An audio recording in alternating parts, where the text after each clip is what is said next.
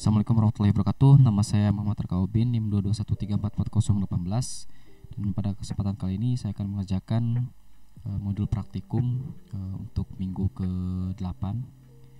Ini modul 8 pada pertemuan pertama, karena di sini ada 2 pertemuan kita bagi. Jadi di sini kita disuruh untuk mengerjakan untuk pertemuan pertama terlebih dahulu. Nah, seperti halnya di judulnya, di sini ada filter digital untuk mengurangi draw pulsa. Jadi nanti kita akan membuat suatu sinyal informasi dengan draw-nya juga atau dengan noise-nya juga, dan kita akan filter gitu. Nah, yang pertama kita akan filter yang pada pertemuan kali ini itu menggunakan moving average. Nah, lalu pada pertemuan kedua kita akan menggunakan filter median gitu. Oke, langsung saja. Nah, seperti biasa sebelumnya kita load dulu package kita, pkg load signal. Nah, sudah. Lalu kita clear all. Nah, clear all untuk membersihkan variabel-variabel yang ada di workspace kita. Oke, selanjutnya di sini kita disuruh untuk membuat program yang dapat membentuk gabungan sinyal sinusoidal dengan amplitudo 1 dan pulsa plus minus dengan amplitudo 0,5 dalam selang interval 10 pulsa seperti di atas gitu. Jadi nah di sini ada sinyal noise dengan sinyal informasi yang berbentuk sinyal sinusoidal gitu. Nah, sebut saja sinyalnya sebagai X ya, XN. Oke, nah, yang pertama kita buat dulu panjangnya. Mungkin saya akan set panjang dari sinyalnya itu dari mulai 0 sampai dengan 400. Oke. Lalu kita set frekuensinya itu di 0,005 ya. Oke. Nah, lalu di sini kita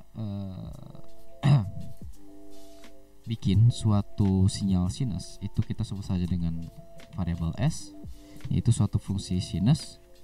Misal kita buat yang amplitudonya 1. Nah, 1 dikali sin 2 dikali pi, ini udah dalam satuan 3,14. Lalu kita kalikan dengan frekuensi kita dan kalikan dengan panjang ya, atau waktunya ya, dalam satuan waktu n ya. Dah. Lalu kita akan membuat suatu sinyal noise atau sinyal draw, yaitu sebut saya sebagai H gitu kan ya. Nah, ini adalah kumpulan amplitudo 0,5 positif dan negatif, dan kita set intervalnya itu sebanyak 10. Jadi setiap 10 kali dalam satuan n, yaitu dia baru muncul lagi gitu ya. Kita set zeros itu mulai dari 1 sampai 9 berarti ya. Nah, lalu ada negatifnya 0,5 ya. Nah, kita intervalkan lagi zeros. Nah, jadi ini akan setelah dia impuls akan melanjutkan amplitudo 0 sebanyak 10 kali dalam satuan waktu gitu kan ya. Oke, seperti ini. Lalu kita akan masukkan ke fungsi K ya. Nah, ini akan kita ulang. Nah, kita ulang si H-nya ini sebanyak 10 kali. Jadi dalam satu kali impuls ini kita akan set 10 kali gitu kan ya. Nah, seperti itu. Jadi ini akan saya masukkan variabel H-nya sebanyak 10 kali, 1 2 3 4 5 6 7 8 9 10 ya. Jangan lupa kasih spasi. Ya, seperti ini. Nah, setelah itu lalu kita masukkan ke suatu variabel itu untuk kita akhiri dengan nilai 0 gitu kan. Ini kita sebut saja U. Ini kita duplikasikan K-nya itu sebanyak 2 kali dan kita akhiri dengan 0 gitu kan ya. Oke. Lalu kita set axisnya. Ya, kita set axis untuk plottingan kita. Nah, di sini kita set untuk horizontalnya mulai dari 0 sampai dengan 410 ya, karena di sini n-nya itu sampai 400, kita set lebih dikit gitu kan ya, supaya kelihatan 0 sampai 410 dengan panjangnya itu negatif 4 untuk y-nya sampai dengan 4 gitu kan ya. Ini untuk y-nya atau vertikal, subloop vertikal. Oke. Lalu kita akan buat suatu variabel untuk menampung jumlah elemen. Nah, di sini kita disuruh untuk memasukkan 5 elemen. Nah, maka kita anggaplah aja ini nama elemen itu M sama dengan 5 berarti ya. 5. Nah, lalu di sini kita akan masukkan satu fungsi X, ya kan? XN di sini untuk menampung sinyal, informasi beserta sinyal draw-nya itu kita sebut saja dengan Xmin. Nah, Xmin ini itu antara penjumlahan sinus dengan draw-nya. Seperti itu ya. Sinus dengan draw-nya. Lalu kita bikin plottingan. Nah, kita buat langsung saja plot. Nah, plot X min seperti itu ya. Nah, plot X min seperti itu. Kita coba lihat terlebih dahulu. Nah, ini adalah plottingannya. Ini sinyal yang keluar ya. Dia merupakan sinyal informasi namun beserta draw. Nah, seperti itu. Lalu kemudian kita disuruh untuk memfilternya dengan moving average ya. Lalu kita akan coba dalam suatu filter itu kita masukkan elemennya itu mulai dari 3, 5 dan 7. Lalu nanti kita akan lihat apa perbedaannya ya dari setiap elemen yang berbeda kita masukkan dan mana yang lebih baik gitu kan ya. Nah, di sini kita disuruh untuk menuliskan jawabannya gitu. Oke. Nanti kita bahas. Lalu kita akan membuat suatu program filter moving average atau filter min. Nah, di sini karena kita akan membuat hasil, nah dengan hasil yang sebelumnya dengan hasil yang sudah difilter. Nah, itu kita akan buat plottingannya itu menjadi ganda. Makanya di sini kita akan buat subplot. Nah, subplot kita buat 2 saja, 2. Hanya 1. Lalu di sini plot. Seperti itu. Lalu di sini kita akan membuat suatu filter min atau filter moving average. Nah, lalu di sini kita akan membandingkannya sebelum difilter dengan sesuatu difilter gitu kan. Oke, kita masukkan dulu ke dalam suatu variabel itu namanya tadi kan Xmin ya, kita masukkan Xmin itu kita garap lagi itu sebagai Xmin ya. Xmin. Nah, zeros 1 M ya. Nah, di sini kita akan menambahkan nilai zeros. Nah, dalam setiap interval 1 dan jumlah dalam elemennya itu kan 5 gitu kan ya. Nah, ini parameter kita masukkan. Nanti kita akan masukkan nilai zerosnya itu ketika parameter ini terpenuhi seperti itu ya. Nah, selanjutnya kita akan membuat filter moving average itu sendiri. Nah, kita akan menggunakan nested loop.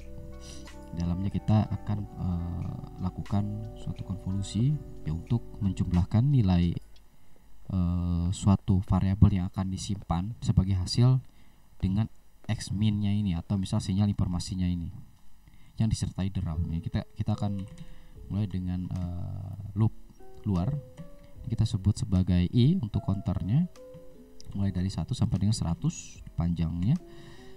Nah, di sini berarti kita akan set dulu nilai hasil dari untuk hasil dari filter average-nya kita masukkan misal ke variabel y-min ya. Dengan fungsi i. Y-min fungsi i. Nah, ini kita set dulu sebagai 0 gitu ya.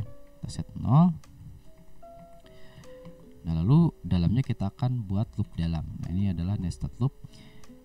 Itu variabelnya kita j, set j itu sampai dengan m-1 ya, atau banyak elemen dikurang 1 ya. Nah, ini dalam ini kita akan jumlahkan si y-min fungsi i. Nah, kita akan jumlahkan y-min ini dengan x, sinyal x-min ya, x-min i plus j. Nah, seperti itu. Jadi ketika misalnya ini sudah habis, balik lagi ke loop awal, dia nge-counter, lalu kita akan jumlahkan lagi seperti itu. Lalu hasilnya min ya setelah loop dalam beres. Nah ini kita bagi lagi dengan M. Nah, sama dengan Y min ini kita bagi lagi dengan M. Atau banyak elemen itu dibagi M ya.